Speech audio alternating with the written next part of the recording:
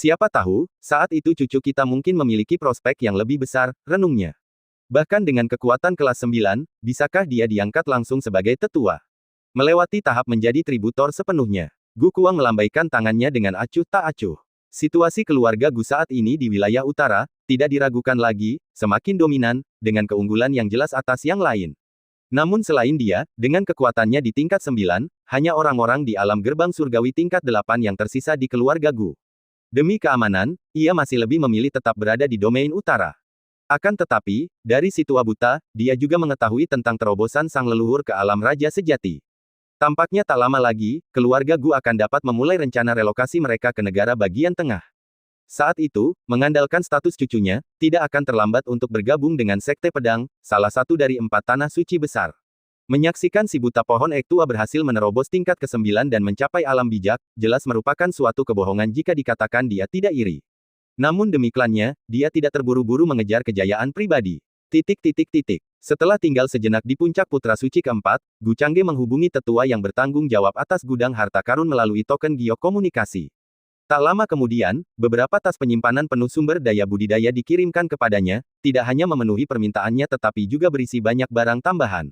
Tampaknya bahkan pemimpin tertinggi kehormatan yang bertanggung jawab atas gudang harta karun ingin menjalin hubungan baik dengan Tuan Muda. Penatua Jian Chen tidak dapat menahan diri untuk mengungkapkan pikirannya. Saat ini, jika ada kesempatan, siapa yang tidak ingin memperoleh karma baik dari Tuan Muda? Bahkan jika mereka tidak khawatir menghadapi kesengsaraan, mereka pasti memiliki generasi yang lebih muda, bukan? Jika bukan keluarga, pasti ada murid, kan? Jika mereka tidak memiliki pengikut, mereka pasti memiliki beberapa teman, dan teman-teman mereka akan perlu menghadapi kesengsaraan pada suatu saat. Singkatnya, Tuan Muda saat ini pada dasarnya adalah peluang besar di mata semua orang. Orang bijak Zhao mengulangi kata-katanya tanpa bisa menahan diri. Aku akan kembali dulu. Jika lelaki tua itu tiba, tolong beritahu aku, tetua. Gu Changge tidak berencana untuk tinggal lebih lama lagi. Sambil membawa tas penyimpanan, dia segera mengucapkan selamat tinggal dan pergi. Penatua Jian Chen berulang kali meyakinkan pemahamannya. Tidak butuh waktu lama bagi Gu Changge untuk kembali ke aula besar. Saat dia mendorong pintu aula, Yuan Yabai sudah menunggunya di pintu masuk, tampaknya sudah ada di sana sejak dia pergi. Suamiku yang terhormat. Begitu melihatnya kembali, dia langsung melompat ke arahnya, memeluknya erat-erat seperti hiasan. Gu Changge membiarkan gadis itu bergantung di tubuhnya, lalu berjalan ke meja untuk duduk, dan dengan santai menaruh tas penyimpanan di atasnya. Ini, cukup untuk membuatmu kenyang setidaknya selama 3 bulan. Buah roh dan akar roh di dalam kantong penyimpanan itu berlimpah, dan ada juga beberapa ramuan. Barang-barang ini, jika ditotal, bahkan dapat setara dengan sumber daya Sein Sans lainnya selama 1 tahun, tidak termasuk 3 puncak teratas. Namun, Raja Wu Hen, sang Master Sekte, telah menyebutkan bahwa dia mungkin merupakan pengecualian. Apapun yang dibutuhkannya, ia bisa langsung mengambilnya dari gudang harta karun, dan sang tetua tidak perlu melapor, bahkan, hal itu bisa dicatat sebagai pengeluaran rutin sekte. Terima kasih, Tuan Suami. Anda yang terbaik, Tuan Suami. Melihat tas penyimpanan yang penuh dengan sumber daya kultivasi, Yuan Yabai dengan senang hati mencium wajah suaminya. Dia sekarang tampaknya sudah menghilangkan rasa malunya dan tidak buru-buru kembali ke kamarnya, membutuhkan waktu setengah hari untuk pulih dari ciuman. Saya mungkin perlu keluar selama beberapa hari. Aku tidak akan membawamu bersamaku kali ini. Dengan sumber daya kultivasi ini, kamu bisa makan sepuasnya dan tidur nyenyak, dan kamu seharusnya bisa menerobos ke tahap kesempurnaan alam pemurnian kekosongan. Gu Changge dengan santai mengambil teko dari meja namun mendapati tekonya sudah dingin, merasa terlalu malas untuk menyeduh teko lain, ia hanya meletakkan kembali teko itu. Kemudian, sebelum kamu pergi, bisakah kamu menghabiskan lebih banyak waktu dengan Yabai? Mendengar tuan suami akan pergi urusan bisnis, dia paham bahwa itu terkait masalah keluarga Wu, jadi dia tidak akan membawanya, dia tidak akan membantu dan malah bisa menimbulkan masalah. Namun dia menatap suaminya penuh harap, sambil bertanya dengan suara lembut. Melihat tatapan matanya yang menghindar, Gu Changge segera memahami niatnya. Benda kecil ini telah merasakan manisnya. Karena dia tidak punya hal lain yang mendesak untuk dilakukan, dan Dongfang Mingyue masih menyendiri. Dia dengan tegas bangkit berdiri, sementara Yuan Yabai bergantung padanya seperti sebuah hiasan, dan berjalan menuju ruang dalam. Yuan Yabai yang cepat tanggap, menggunakan energi spiritualnya untuk menarik tas penyimpanan ke dalam tangannya, menggenggamnya erat-erat seolah takut tas itu akan lepas. Saat keduanya memasuki ruangan, Gu Changge dengan terampil menutup pintu dengan kakinya. Mengingat nasihat Dongfang Mingyue sebelumnya, dia dengan mudah memasang area isolasi agar tidak mengganggu kultivasinya yang terpencil. Titik titik titik. Hari demi hari, Gu Changge menjaga si kecil, yang telah memakan semua buah roh dan tertidur lelap, dan dengan hati-hati menyelimutinya sebelum dia meninggalkan aula utama. Dia baru saja menerima pesan dari tetua Jian Chen, lelaki tua itu telah tiba di Sekte Pedang. Sudah waktunya menyelesaikan masalah dengan keluarga Wu. Suara Ye King terdengar di telinganya, begitu kau meninggalkan sekte, aku akan diam-diam menemanimu dari balik bayang-bayang. Jika kau menghadapi situasi apapun, tak perlu panik, aku akan ada di sana.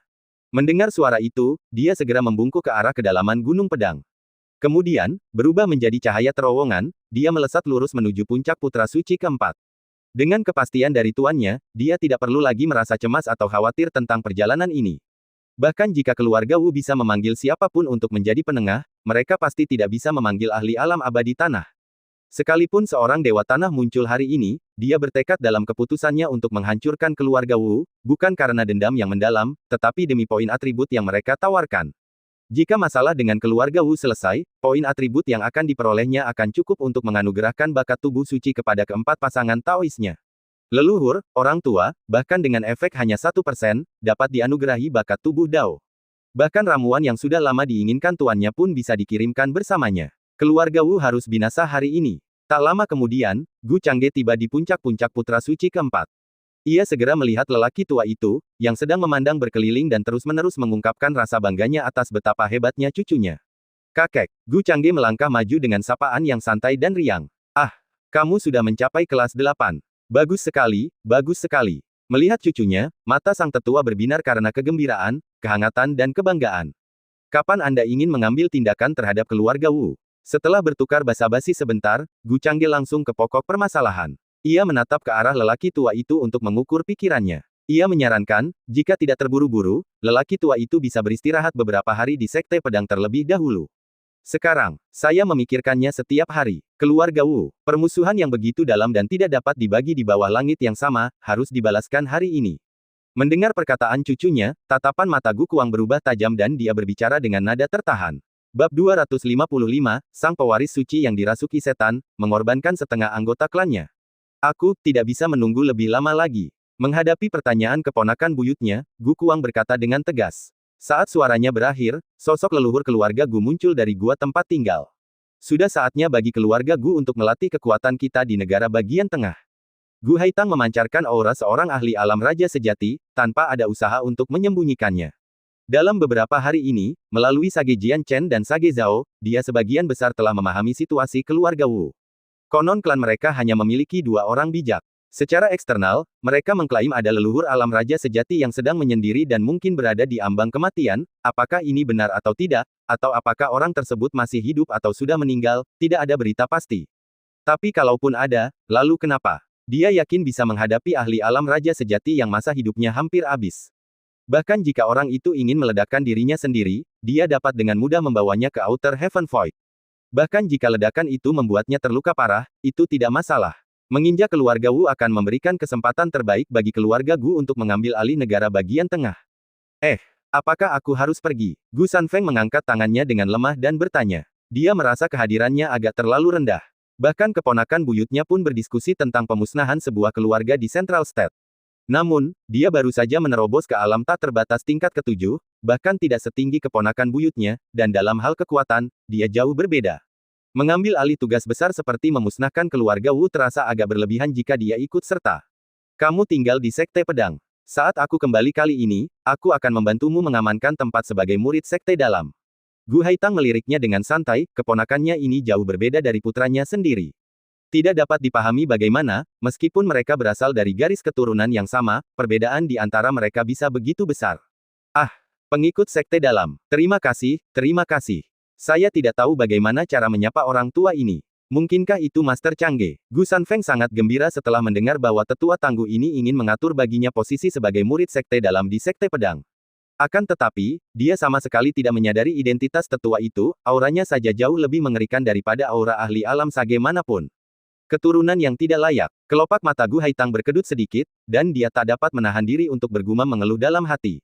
Apa? Mendengar teguran seperti itu, Gu Sanfeng agak bingung, mengapa tetua ini tiba-tiba memarahi seseorang.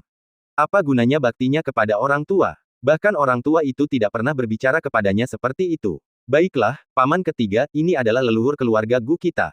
Gu Changge tidak dapat menahan diri untuk tidak berbicara untuk mengingatkannya. Ia takut pamannya yang ketiga mungkin akan melakukan hal lain yang dapat membuat leluhur tidak senang. Petik 2 petik 2. Mendengar ini, Gu Sanfeng tertegun sejenak di tempatnya. Sambil menatap sosok sang leluhur, butuh beberapa saat sebelum dia tiba-tiba sadar. Dengan berlutut meluncur, dia datang di depan kaki sang leluhur, dahinya membentur tanah. Keturunan yang tidak layak, Gu Sanfeng, memberi hormat kepada leluhur. Hidup sang leluhur. Sebelumnya saya gagal mengenali leluhur, mohon maafkan saya. Tampilan rasa hormat yang dilakukan dengan lancar ini membuat semua orang yang hadir tercengang. Bahkan Gu Haitang, yang tadinya agak tidak senang dan berniat untuk menegurnya lebih lanjut, terdiam melihat tindakan mendadak ini, dan akhirnya hanya bisa berkata dalam hati, berdirilah. Hehe, leluhur, hanya saja auramu begitu mengerikan, kupikir kau adalah seorang dewa dari Sekte Pedang. Setelah berdiri, Gu Sanfeng masih berani menyanjung leluhur dengan wajah datar. Meskipun bakat kultivasinya tidak tinggi, kemampuannya untuk bergaul dan berkembang dalam keluarga Gu banyak dipengaruhi oleh hubungannya dengan lelaki tua itu, dan eki interpersonalnya tidak rendah. Dia dengan mudah menghilangkan kecanggungan karena tidak mengenali leluhur tadi. Dan bukankah berlutut untuk memberi salam kepada leluhur adalah hal yang normal? Sama sekali tidak memalukan. Anda, biarkan saja. Kelopak mata Gu Haitang berkedut saat pandangannya menyapu ketiga sosok di hadapannya. Ketiga generasi dari garis keturunan yang sama ini sepenuhnya berbeda. Gu Kuang, sang pemuda tua, adalah seorang petarung sejati, yang hanya tahu bertindak tangguh dan bertarung sampai mati. Sebaliknya, putranya licik dan licik, tidak terlalu berbakat dalam bercocok tanam tetapi sangat terampil dalam seni menjilat. Adapun Changge muda, dia hanyalah seorang monster, tak tertandingi dalam bakat kultivasi dan luar biasa kuat, dia dapat diandalkan dan tenang dalam waktu-waktu biasa. Sungguh membingungkan bagaimana ketiga generasi itu bisa begitu berbeda. Tuanku, apakah Anda ingin saya memanggil beberapa tetua dari Sekte Pedang untuk Anda? Saya yakin banyak tetua yang bersedia membantu hanya atas permintaan Anda. Keluarga Wu itu bukanlah masalah yang merepotkan. Mungkin, bahkan seorang penguasa tertinggi kehormatan alam raja sejati mungkin tergoda untuk membantu karena permintaanmu. Resi Zhao tiba-tiba melangkah maju dan memberi hormat sambil membungkuk. Tidak perlu. Lagi pula, masalah ini adalah urusan keluarga Gu dan keluarga Wu. Sekte Pedang tidak perlu ikut campur. Gu Changge segera menggelengkan kepalanya dan menolak tawaran itu. Membasmi keluarga Wu itu mudah, bahkan gurunya telah bertanya kepadanya beberapa kali, apakah dia butuh bantuan untuk menghancurkan keluarga Wu dengan satu tamparan. Namun, tujuannya bukan hanya kehancuran keluarga Wu, apa yang lebih penting adalah poin atribut yang bisa diperolehnya dari membunuh kekuatan besar keluarga Wu. Tentu saja, dia tidak bisa membiarkan siapapun dari Sekte Pedang membantu.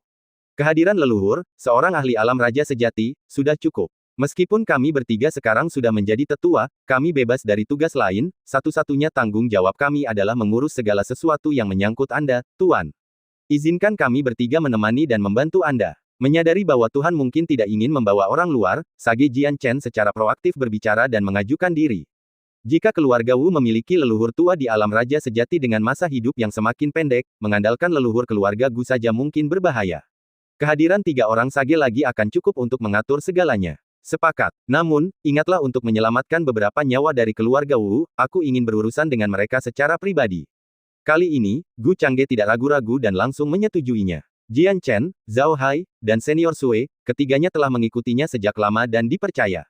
Semuanya akan dilakukan sesuai keinginan Tuan Muda. Setelah mendengar bahwa mereka dapat menemani Tuan Muda mereka, Jian Chen dan yang lainnya segera membungkuk dan setuju. Selagi masih berguna bagi Tuan Muda, seseorang harus berbuat sebanyak mungkin. Kalau tidak, saat Tuan Muda itu tumbuh cukup kuat, sial banget. Sebagai kepala keluarga Wu di alam pemusnahan tingkat ke-9 saat ini, dia juga tidak bisa menahan diri untuk tidak mengumpat dengan getir. Siapa yang mengira bahwa sebuah keluarga kecil dari domain utara kini menjadi ancaman hidup dan mati bagi keluarga Wu-nya? Bahkan jika Gu Changge itu tiba, dan keluarga Wu-nya berhasil membunuhnya di dalam arai. Mereka tidak dapat lagi tinggal di negara bagian tengah. Mereka harus bubar dan masing-masing berjuang di 4 domain untuk menemukan cara baru untuk berdiri. Bagaimanapun juga, Gu Changge tidak lain adalah orang suci dari Sekte Pedang. Dengan adanya penguasa alam abadi tanah di belakangnya, jika keluarga Wu melarikan diri, pihak lain mungkin tidak akan membunuh mereka semua seperti semut yang tidak penting. Namun, jika mereka tetap tinggal di negara bagian tengah, entah karena malu atau hal lain, mereka pasti akan dihancurkan oleh satu tangan yang menyapu seluruh keluarga Wu. Sayangnya, kepala keluarga Wu ini tidak mengetahui pentingnya Gu Changge saat ini. Dia hanya menganggapnya sebagai pewaris suci biasa, hanya saja memiliki sedikit bakat yang menantang surga dan kekuatan yang lebih besar, tapi lalu kenapa? Sang tetua tertinggi mengangkatnya sebagai murid hanya untuk memenuhi janjinya untuk memenangkan hatinya. Mungkinkah dia benar-benar memperhatikan orang ini? Kepala keluarga Wu segera pergi ke aula leluhur untuk menemui dua tetua alam sage dan menanyakan apakah mereka punya saran bagus. Adapun Santo Jiangli, yang ditinggal sendirian di aula, pupil matanya berubah hitam seluruhnya, tak ada sedikit pun bagian putih yang terlihat. Dia jelas-jelas kerasukan setan. Gu Changge, semua berkatmu, semua berkatmu. Tapi tak apa, asal aku membunuhmu, menggunakan arai untuk memurnikan daging dan darahmu bersama dengan saripati darah orang-orang Wu itu sudah cukup bagiku untuk menerobos alam sage. Dan raja sejati itu, gelombang apa yang mungkin bisa dia ciptakan dalam formasi abadi pembantaian?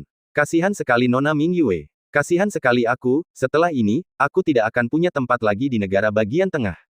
Untuk bersembunyi di 4 domain. Tidak, mengapa aku, sang pewaris suci, harus bersembunyi di 4 domain? Asalkan aku, sang pewaris suci, dapat menarik kesengsaraan surgawi alam bijak, menyeret raja sejati keluarga Gu bersamaku, mati bersama, haha, mati bersama. Santo Jiangli bergumam pada dirinya sendiri dengan suara rendah, penampilannya sedikit gila, jelas telah kehilangan kewarasannya.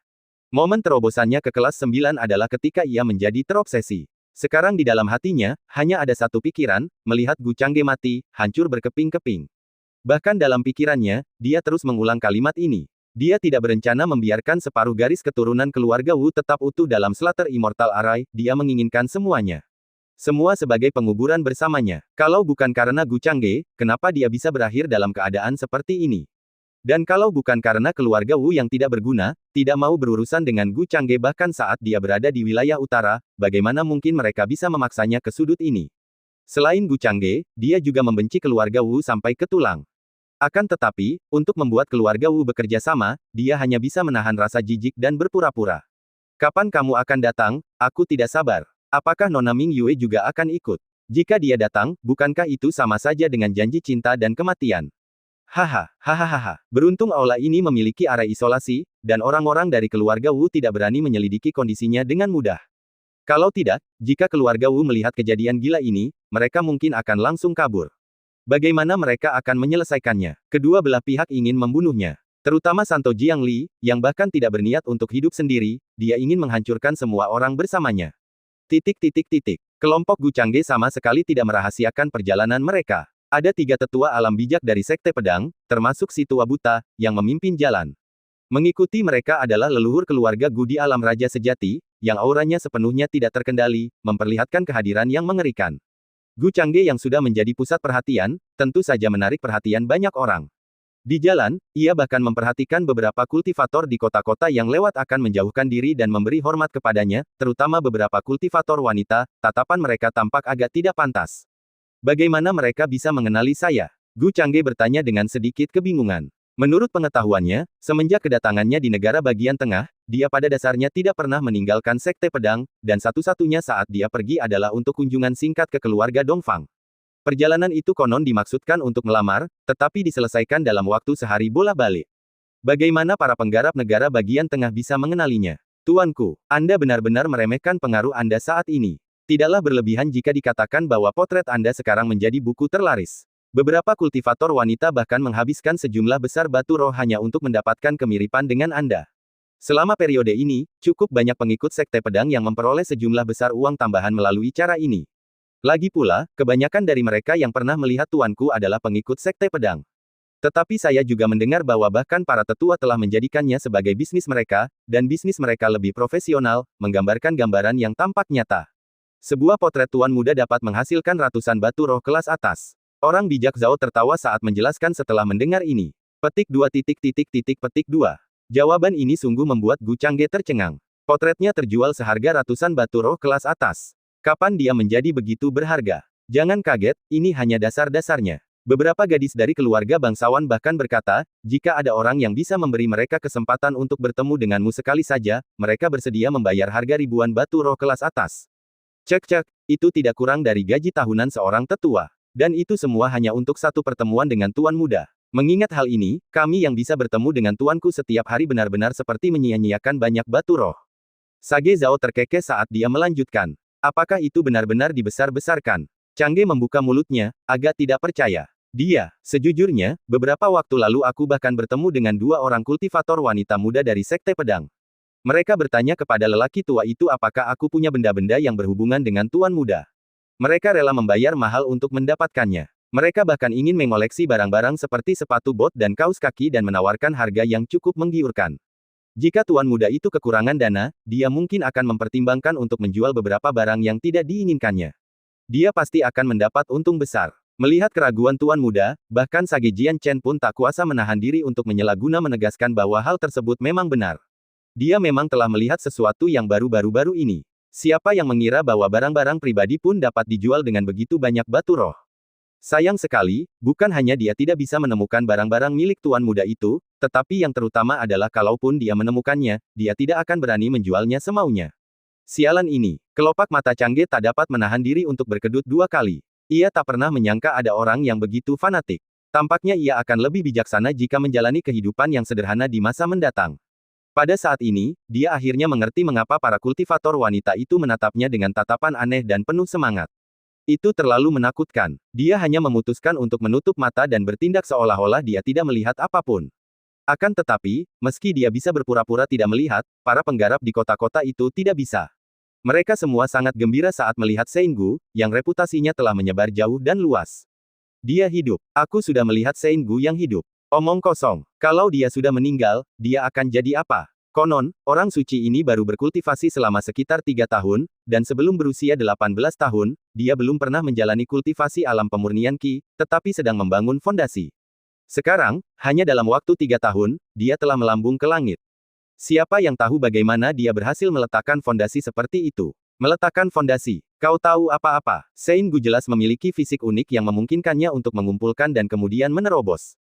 Tahukah kau apa yang dilakukan orang suci ini beberapa waktu lalu? Dia benar-benar menyempurnakan awan kesengsaraan, ingatlah.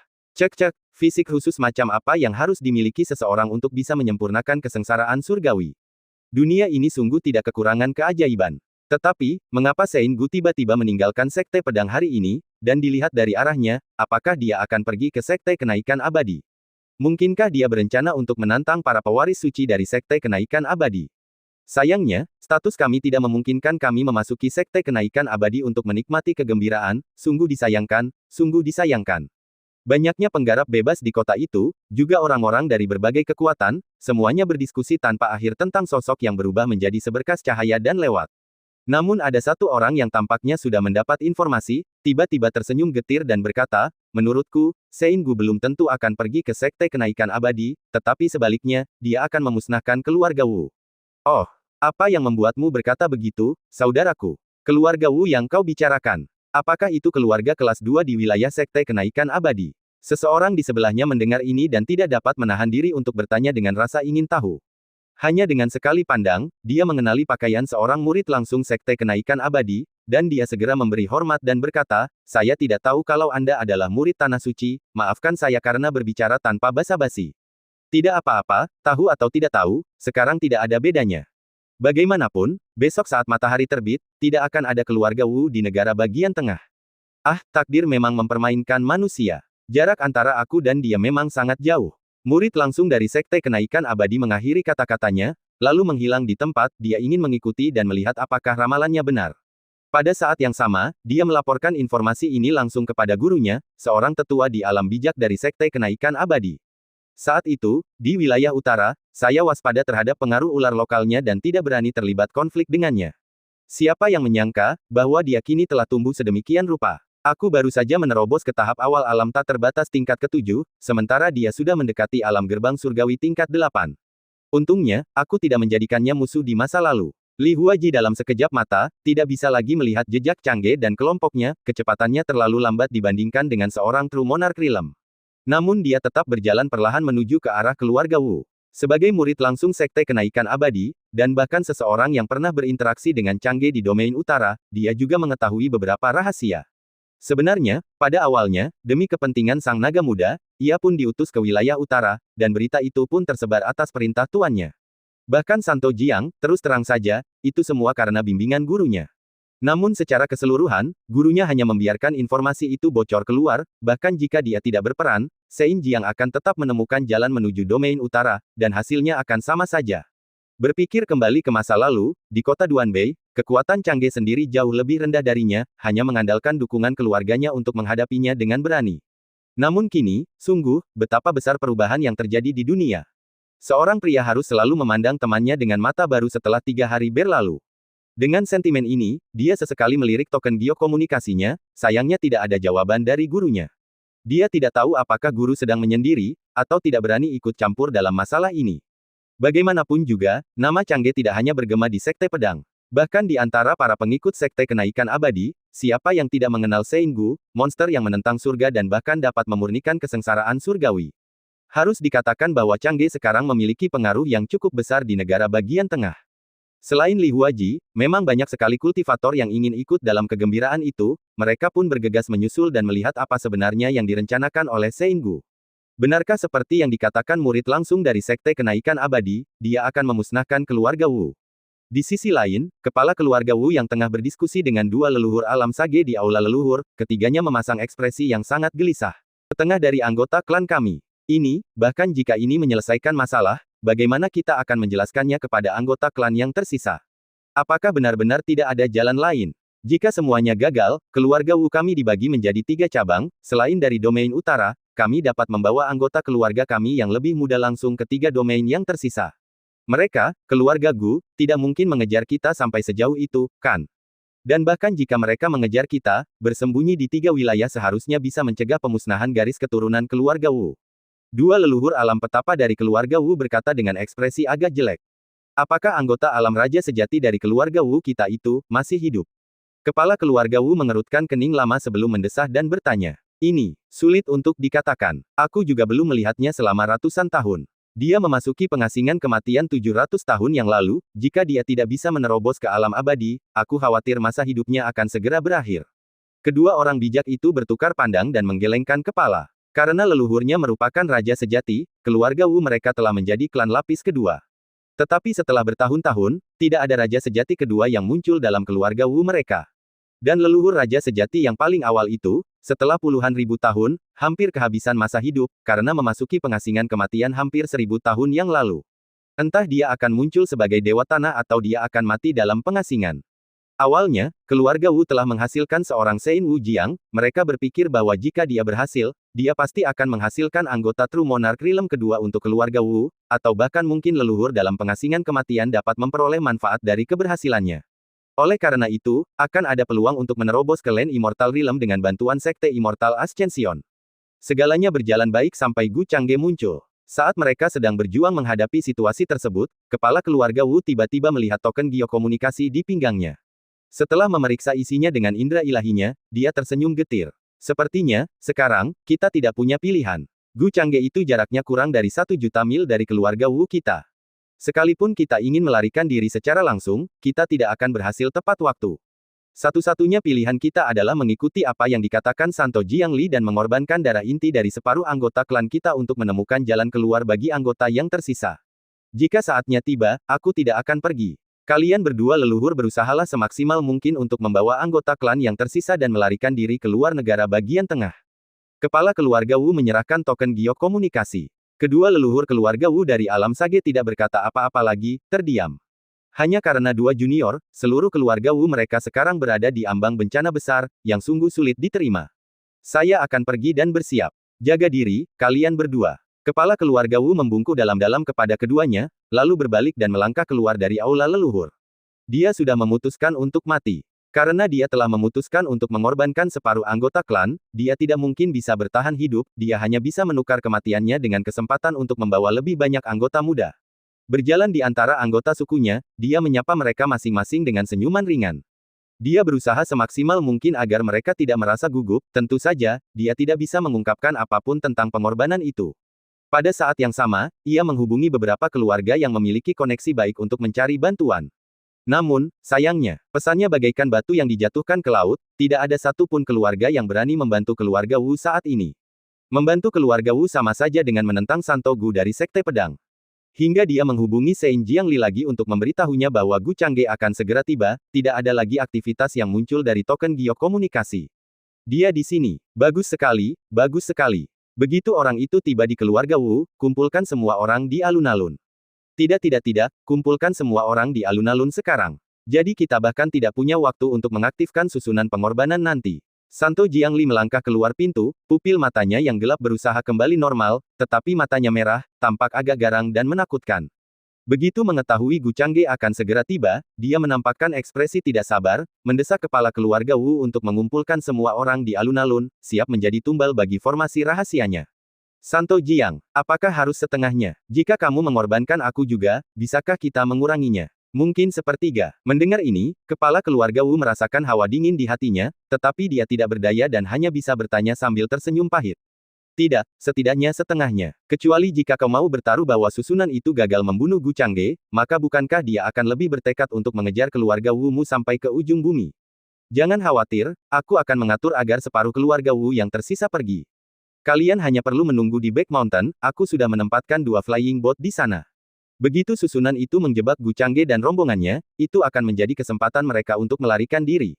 Kedua kapal terbang itu membawa bendera Sekte Kenaikan Abadi milikku, jadi tidak ada kekuatan yang berani menghentikan mereka sampai mereka meninggalkan negara bagian tengah.